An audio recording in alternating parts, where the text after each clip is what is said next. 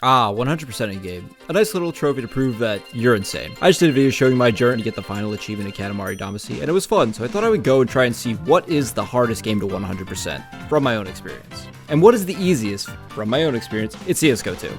Oh, and I'm going to be putting these in a pain tier list, from CSGO to Sans. Well, what do I even mean by hardest? Is it just the one that Steam says the fewest people have done?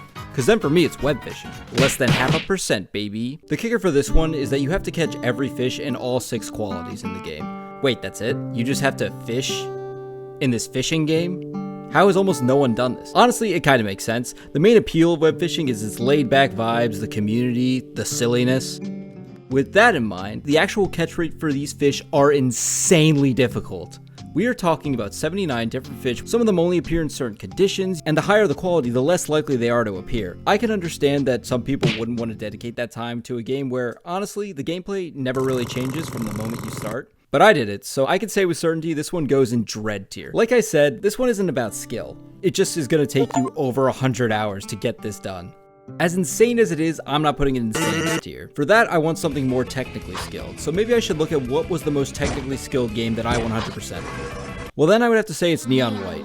Unlike Webfishing, this one has an abundance of gameplay. Essentially, this game works as a shooter/platformer where you have to reach the goal as quickly as you can. You can use your pew-pews as just that to kill enemies, or you can discard them to use them as a special ability. Double jump, ground pound, grappling hook, that one's fun.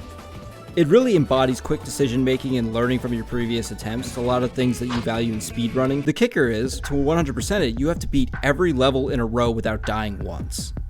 It absolutely wrecked me, but honestly, I did it relatively quickly. It's still absolutely worthy of the dread tier for just how insane it is to do it all in a row, but I think for Sans tier, we need the exact middle point of these two. I want my journey of reaching that last achievement to truly feel like it was a journey worth taking. What I don't want is Mario Galaxy. Okay, look, Mr. Mario usually gets it right. To 100% Mario games just means collecting all of the thing. Simple. Most games, each of the thing is its own little challenge. At least there's going to be something to stimulate when you spend ungodly amounts of hours trying to get the thing. But not Super Mario Galaxy. You beat the game, you get all 120 of the thing, this game that stars. To 100 it, you have to play the entire game as Luigi. Bro. This is as repetitive as a 100% challenge could possibly be. This game is great, but it's not exactly challenging enough to warrant me playing it twice in a row for the stupid, oh my god. But anyways, I did it. This one is an ugh. It's painful, but it's painful in a bad way. It's painful in a way that I don't even want to do this, and I don't even recommend doing it. Katamari Damacy. Oh boy, what a journey. If only there was a video. Sorry, please watch my video. Rarely does a lack of transparency in how you actually get the achievement come up when doing these things. Most of the time you can just look it up and it'll tell you, but what was really interesting about this one is I had to do my own research and really go against the grain. It was very tedious. A couple of them were skill oriented. I would put this one in the carpal tunnel tier. Sonic Adventure 2. Alright, I'm going to cheat a little here a bit, because there are other ways to 100% this game, but forget about that.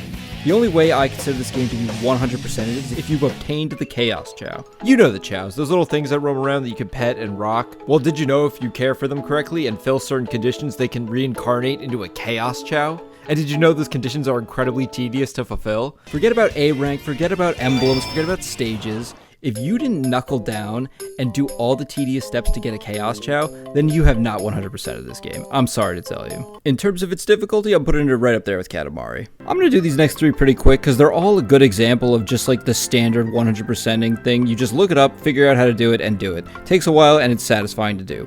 Crash 2, Psychonauts 2, Spiritfarer 2-1. Challenging enough to feel the accomplishment, but easy to look up. They're great games. But I think my number one, and I knew it was going to be this when I started doing this, was my all-time favorite game, Stardew Valley. Currently having multiple achievements in the 1% range and having half of them being lower than 10%, how did I even do this? All it took was persistence, diligent note-taking, and 300 hours.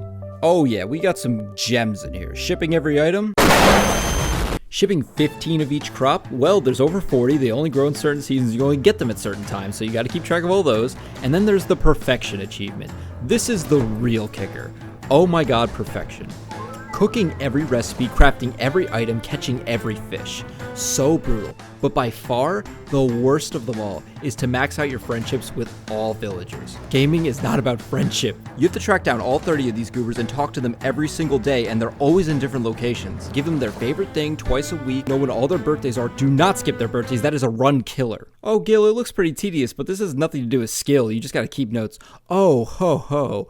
Why don't we take a look at the last achievement, the Vectors Challenge. So, in the bar, there is a little arcade where you play a bullet shooter. And you have to beat this game for one of the achievements, but to get the Vectors Challenge, you have to beat this thing without dying once. Oh my god, so not only are you frantically running around keeping track of every crop and NPC and fish, but you have to be a master of a bullet shooter without getting hit once.